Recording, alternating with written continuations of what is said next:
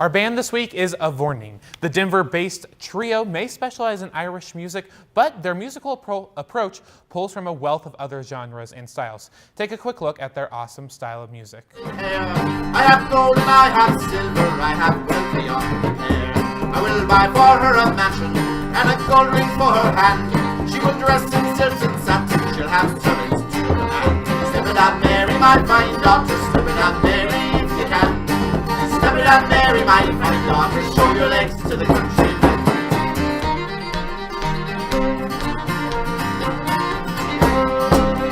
I don't want your gold or silver, I don't want your house or land. I am in love with a soldier, I am pledged to him my hand. Mary's father spoke out sharply, you will do as you are told. Please welcome Avourneen.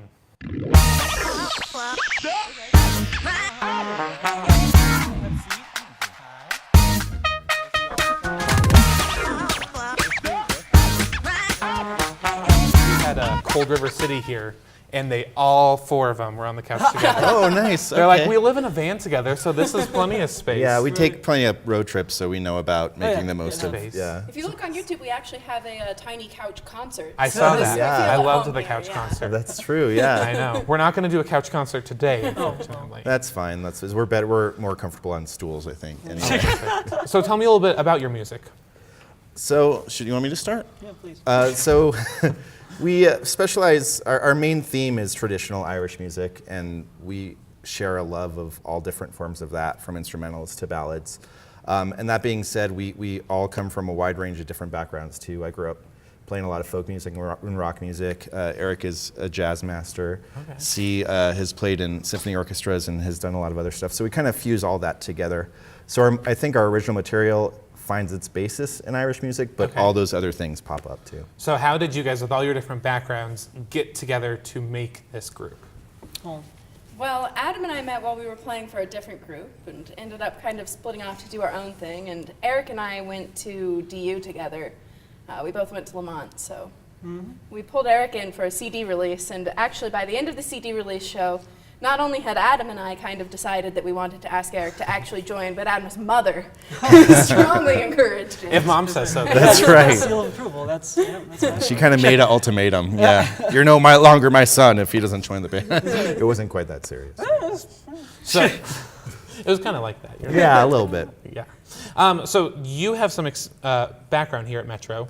I am a proud alum of the Student of Office, or the Office of Student Media. What did you do there? So I was the features editor for the Metro paper for 2 or 3 years. Awesome. And I got 2 degrees here. I got a French degree, and then I got a journalism degree as well. A French degree. Do you ever sing in French? I have. It's been a long while, and if I tried, I would make a lot of mistakes, but that's part of the experience. La vie en rose, we can do that. So this style of music, I would assume, has kind of a certain, I don't want to say niche, but just a certain audience that you guys play to. What's that like?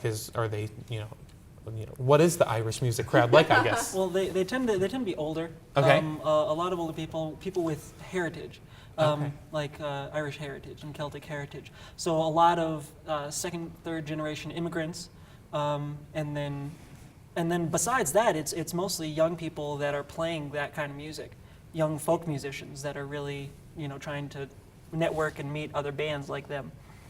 And I will say, with that in mind, that's kind of the core group that knows the music well, that knows the tunes and knows the songs. But I think a lot of the people that we play for that aren't necessarily familiar with the genre are struck by the fact that, oh, this does sound a lot like American folk music. It does sound a lot like these other genres, because it really was the source material for, a lot of the music that became popular here and elsewhere as well. I think a lot of people recognize certain strains and certain structures that did show up in later pop music and folk music and rock music. And being one of the kind of younger bands Yeah. on the Irish folk scene, one of the things that we try to do, I think, is kind of bring our music to more people our own age who aren't necessarily familiar with it, and kind of draw them in. Exactly. So with that, do you still trying to keep some of those iconic Irish music parts in there, or how do you go about taking one of these songs and turning it into your own? That's really the fun. I would liken it, and Eric, I would be interested to get your input too, but it's kind of like a jazz standard in that there's a certain structure and a certain framework that everybody knows, and your job is to put your own spin on it. So that could come in where you put the solo, for example, how you phrase some of the instrumental parts, how you kind of structure the lyrical content as well. So it's those kind of slight variations that really make your own spin on an older tune. Yeah, well, and we benefit from having traditional instrumentation. We tend to use, like I play the frame drum. Yeah, that's really cool. Tell me more about the frame drum. Well, it's called a bodhran or a bodhran or a bowran, depending on where you're from in Ireland. But it's B-O-D-H-R-A-N, and I call it a bodhran. A bodhran. And it's just a frame drum, which means that it's a wooden frame. So if you took off the skin, it would just be a hoop, and then a goat skin stretched across it. And then you play it with a little stick, called a stick or a tipper. How did you Very learn? technical How did you terms. learn to play a bodhran? As I said, bow. Yeah, I bodhran. said it Yeah. right. So how did you learn to play one? Well, that's part of the story of how I got into Irish music. Is I started on the saxophone, playing funk and jazz and stuff, and from there I was introduced to the Irish whistle because my mom and I would go to the Irish session at the local pub, like every week. And so I just learned from the locals who try to teach me, and that's where I learned the penny whistle, which is very similar to a recorder, which is how I got to saxophone. How most people get to wind instruments is playing a recorder first. Okay. And so it was very familiar to me, and I caught on to that, and I saw people playing the drum everywhere, and I was just totally fascinated by that. And eventually I was able to get one. Awesome. And there So you go. one instrument led to the other. It just Yeah. kept Yeah. growing up until you got to the drum. Well, yeah, and that's an entirely common story in Irish music. Everybody plays everything. Okay. You know, I mean, if you play whistle, you better play flute and also the drum, and you probably have a song or two that you like to sing, Awesome. that kind of thing. Very cool. So you guys said you travel a little bit, right? We have, and it's been more and more frequent in the past year. We played in Nebraska during the summer.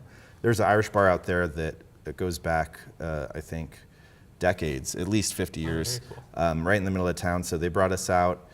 This summer was really good for us in terms of festivals. We went up to Elizabeth and played the Celtic Festival up there. We played the Irish Festival in Denver. We played the Irish Festival in Cheyenne, Wyoming, which was, for most might seem an unlikely place to host a Celtic festival, but it was really, really cool. Awesome. And that's kind of, I think, our goal looking forward is to try to get out of town a little bit more and spread the word and spread the love a little bit as well. And about a year and a half ago, C and I actually got to go to Ireland. Very So that was a whole different range of traveling. Yeah. Awesome. And now, if someone wants to listen to your music or if they want to buy your music, how can they go about doing that? So we have a website, www.avourneen.com, and it's Avourneen. I get that right? I like you spelling it. Right. And you can order the CDs there. We have one CD of our material, and then we have another CD of songs that I've written. Oh, awesome. And so you can order the CD there, and there's also links to the videos and links to some MP3s as well. And all our dates are on the site too, and we're usually playing somewhere at least twice or 3 times a week. Awesome. Well, thank you guys so much. Thank you for having us. Yeah, of course. Well, Yeah. stick around. Avourneen is going to perform later on.